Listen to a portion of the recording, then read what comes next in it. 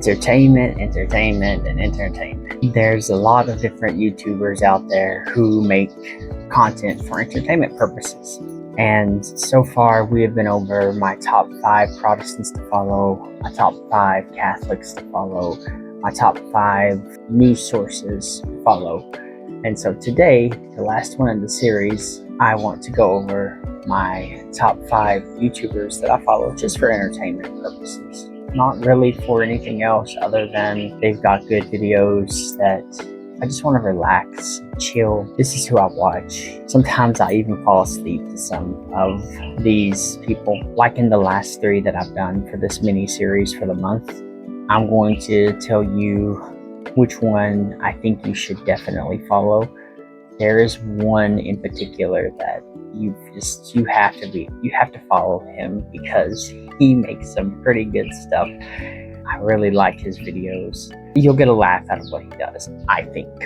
But of course, as always guys, before we get into the video, you know what to do. Hit that like and subscribe button down below, because you liking and subscribing is the best way to support these videos that I do, and it's the best way to ensure that I'm able to continue to make videos like this for YouTube. Let's push for 2,000 followers. And you guys know me, I'm Jesse. I talk all things being Catholic, I talk all things living in the Philippines, I talk all things traveling. Sometimes I throw in some other things like relationship stuff. Here, I'm just going to let y'all know a little bit about me in these video series and some of the things that I enjoy in my own life. So, number 1, the most important one in my opinion, the one that blows all the other ones out of the water, I'll be completely honest. And he's the one you should definitely follow, is Kitboga. Kitboga, I started listening to when I was in the military. He just has some really good videos. He does prank calls to scammers, keep them on the phone for hours, pretending to be an elderly person who doesn't know any better. Some of the stuff he has got scammers to do is just so hilarious. And now he's been using AI to make it even better, and he can get them in like this endless loop of phone calls where AI is just saying some of the wildest things, and they have to do it. One of the things that he had them do was repeat back phrases that prove that they're not scammers or spammers, or that they're real people, and the scammers would say it back. There's one that I really like. I just finished it, called the Crow Pro series, and in that one he pretended to be an old man who was just kind of crazy, and he had started up a business called Crow Pro, and he got married to an old lady, which was also him. He would do both of their voices, and the scammers was pretending to be Joe Biden, and what's some funny stuff, man. He gets them going, and then he'll get them so angry they'll start yelling and screaming and shouting, doing all that great stuff, because they think they're hitting the jackpot with that guy. They thought they were getting like 40, 50, 60,000, maybe even more. And Kitboga has like a program where he can make it look like he's redeeming a gift card when he's really not. There's no money on it. It's all coded, or it's a fake bank account, but it looks real, and all this other stuff. It's really good. He's really funny. And actually, my phrase at the end of this video, when I say know that you are valuable and that you matter, I got that phrase from Kitboga. That's something that really spoke to my heart. Before, when I was in the military and I was going through a hard time, I would watch his videos, and at the end he would say, know that you are valuable and that you matter. And I really like that phrase, and so that's why I say it now, because who knows, maybe somebody else is going through a hard time and they'll hear that, and so, something that might help them. It really helped me feel better sometimes. So that was why I started doing that, is because of what I seen in his videos. So out of all these, Kitboga, you've just got to follow Kitboga. He's just too good to not follow. Number 2, Good Mythical Morning. Good Mythical Morning is another one that I watch every day. I typically watch Good Mythical Morning when I'm eating. That's my favorite time to watch them. My fiance has even said before, she's like, you always watch them when you eat. I don't know why, but I just do.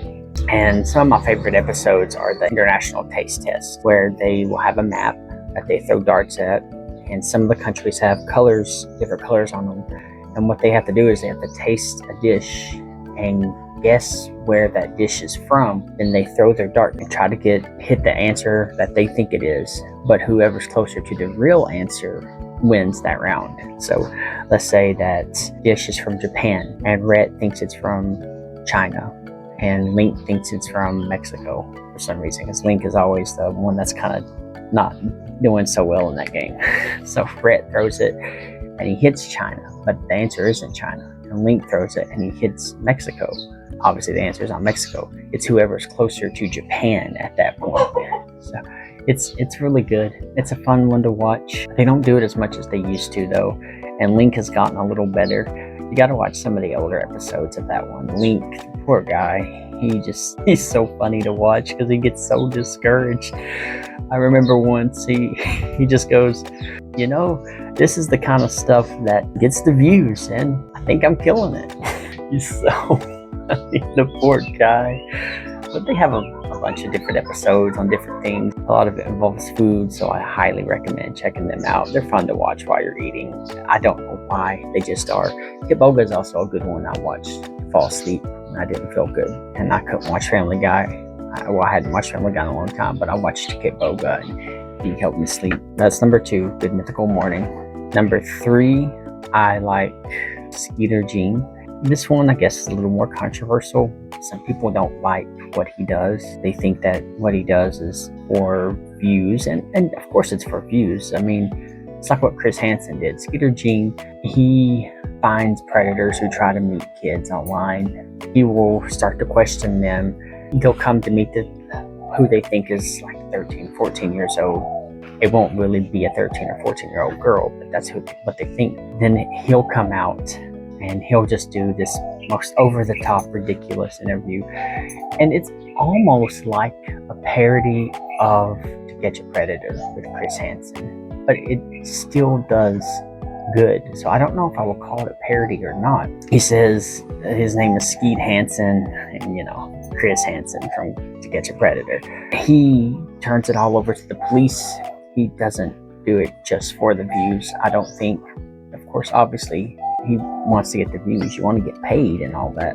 And he has a locals channel, I think, as well, which is like Patreon, but not as censored. He does these interviews and asks some of the most over-the-top, dumb questions, and yet he sounds so serious about it. And one of his catchphrases is, I'm Skeet Hansen from the Predatorial Investigation Unit, and you've just been skeeted in 4K. Like, that's his catchphrase.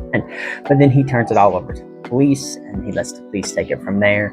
So to me, yeah, you're going to do it for views, but everybody does. Like if you're doing investigation stuff, you want to get paid for it. You want the views because that shows that people enjoy that and you can keep doing it. So of course he's going to do it for that too, but he's also making sure that those people get locked up for the bad things that they're doing to kids. So I highly recommend him, just so you can kind of see how bad some of these people are.